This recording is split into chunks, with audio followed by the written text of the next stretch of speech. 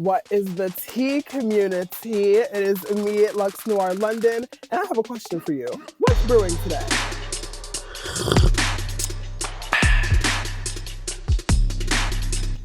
She's just All selling right, so Pepsi. before we get you out of here, we have a segment called Curiosity. So we want you to let it all hang out. You know, you just had to do a Go little fun stream there. her. You know, just a little Luxx fun there, yeah. So the first one is Versace or Mugler? Oh my God. I like to say that Luxx would be like a Mugler woman and like a 2000s Versace. Like those are my two. I can't choose between the two. And I won't. Because that's my right as an American. We won't fuck that bag up. But, Luxx wants both campaigns. No, as someone who owns Mugler and owns Versace, I don't know. I guess I would say I think Mugler has had a bigger impact on the conception of Luxx. Like Luxx is more of a Mugler woman than a Versace woman, but I love the two very equally. Okay. DragCon LA or DragCon UK? DragCon LA. Okay. I just am not a huge fan of the United Kingdom. It's kind of cold. Like, and especially in January, it's freezing. I do not like the cold. I love it hot. And I am not particularly fond of the food. But the people are nice. Also, like, from like a business standpoint, the cost of like getting everything shipped overseas and like handling with like dealing with money, like I had to take everything in like cash or PayPal, which setting up PayPal was like very weird, and like currency exchange and stuff. Staying in America and just having to fly 6 hours is a lot easier for me. I get that. Facts. I get that. Jada Essence Hall or Naomi Smalls? Naomi Smalls. Okay. It'll always be Naomi Smalls. Yeah. I mean, I love me some Naomi. DJing or singing? As someone who just recently started DJing, I've been singing. Singing brings me a lot more joy than DJing does, but I don't know. Maybe now the two will be going a lot more hand in hand. There we go. 40 inches or 8 inches? 40. 40 inches for sure. There's a man cannot bring me more satisfaction than hair can. Well, she said, I want to look a nice bust down, bitch. Come on, honey.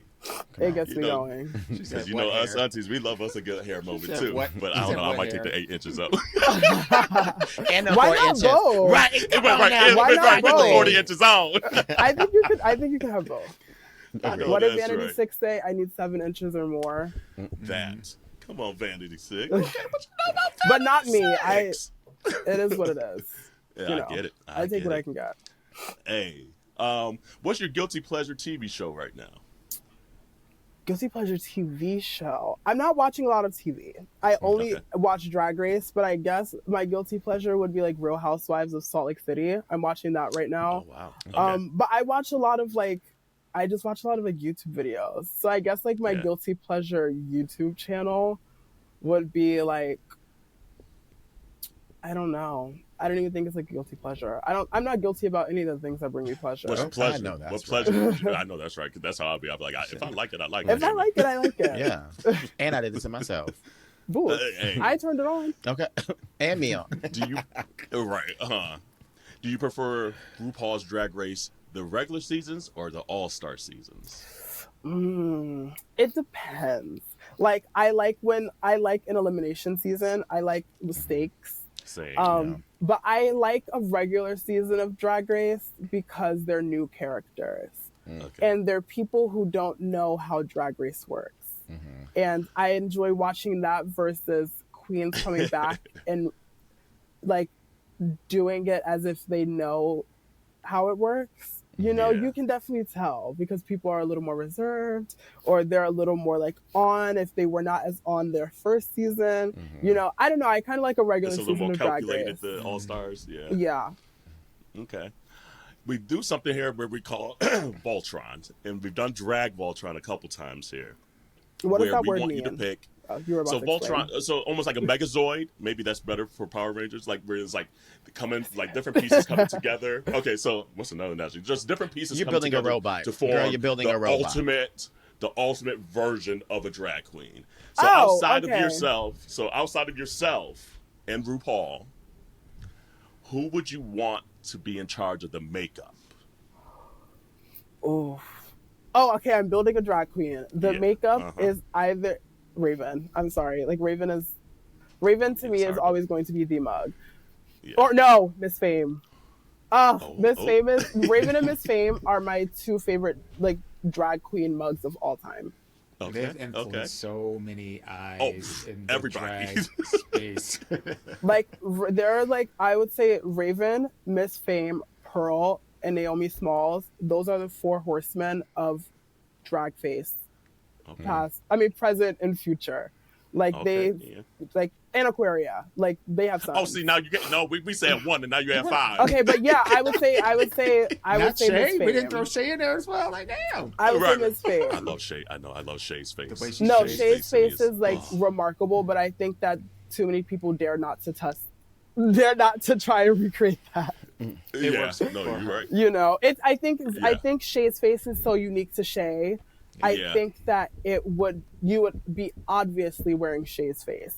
Where I feel like Raven or Miss Fame, they've taken the drag queen face and molded it into something that is so refined and so like still holding those traditional like drag shapes and drag elements, but tailoring it to a way that's like so like beyond this planet gorgeous. I mean, shit, RuPaul still got Raven all these seasons now. Like that is RuPaul true. Ain't gonna let everybody touch her face. So that is true.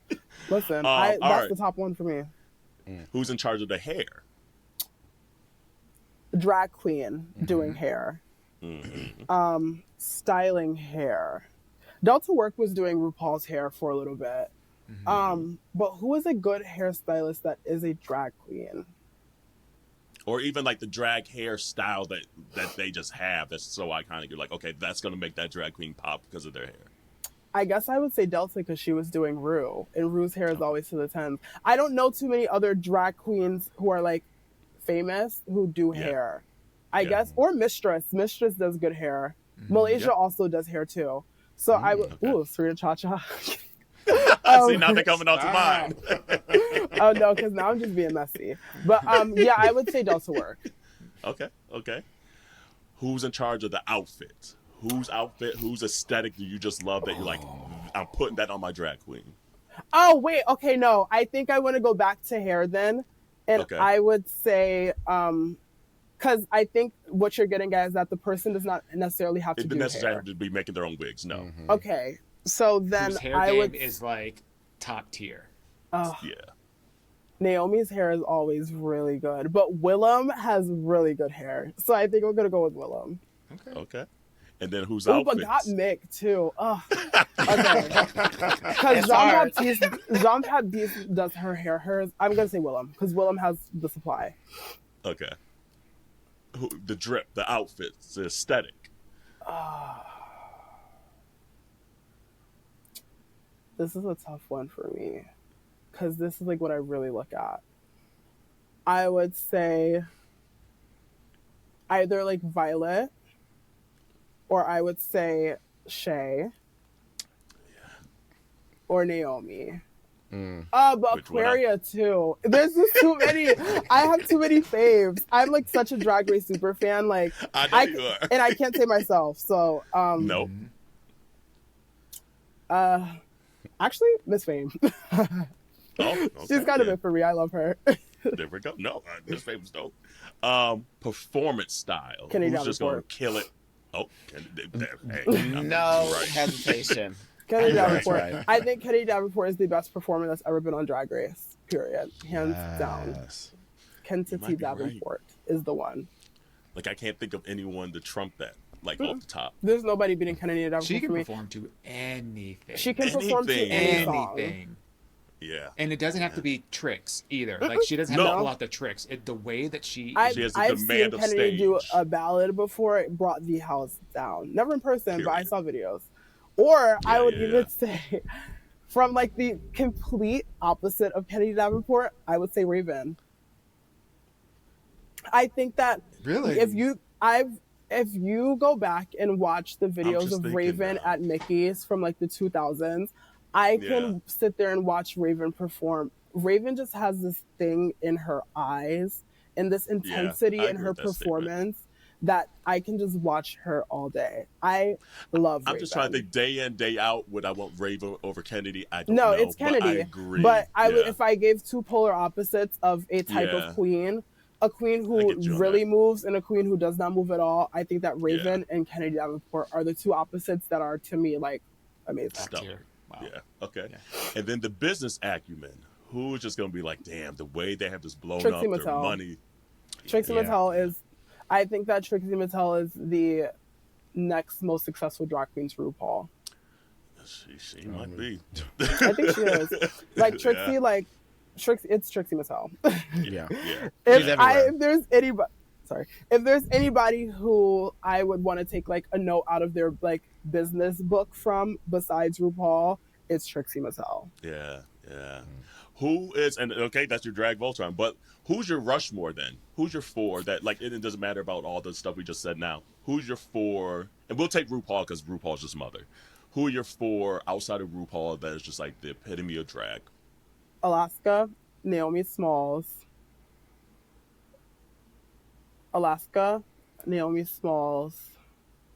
I'm going through like literally every person in every season.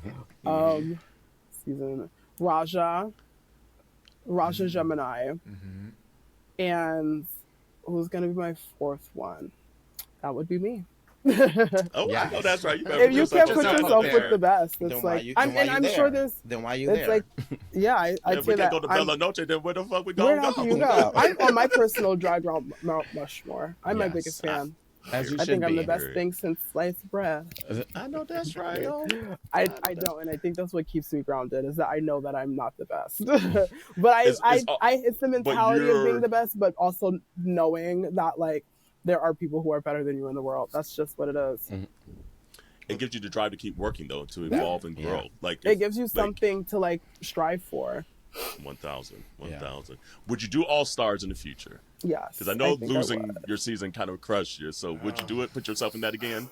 It didn't. I hate that because I know what you're talking about. I hate that I kind of worded it that way because it did not like crush me the way that people think it did. It just sucked losing. I hated that I lost because I really wanted to win. You're a competitor. I'm competitive. It's what I am. At the end of the day, like everything in life is competitive to me. You're always in competition with somebody, whether it's your peer or yourself. You're in competition with something, or like the odds that be. Like you're in competition with getting hit by a car versus not getting hit by a car. You're competing with that car for it to not kill you. Come on, Frogger. Okay, Frogger. Yep, Frogger. right. But very crossy roads he is. But I would go back. I love competing and I love seeing RuPaul and I love wearing nice clothes and I like being on TV. However, I think that recently I've been having this feeling of wanting to not. I'm trying to say this without a way that's going to make people think that I like don't want to like. She want to go on. Don't fuck up that be like bag. A drag race girl or ever go back on Drag Race or something. I think that at the moment I'm very focused on being a person outside of the sphere of Drag Race. I am forever indebted to RuPaul's Drag Race and everything that they've given me. I love them so much. 100% have nothing bad to say about being on Drag Race. The greatest experience of my life, hands down. And I'm not even just saying that to blow smoke up their ass. Genuinely was. I just think that at the moment I'm trying to figure out my life and my being outside of being a fixture in not RuPaul's Drag Race, but the Drag Race sphere. Yes. Yeah. Yep. That is the Drag Race fandom, people's perception of me based only on what they saw of me on Drag Race. I think that I'm trying to broaden the scope of people who see who I am and what I do now.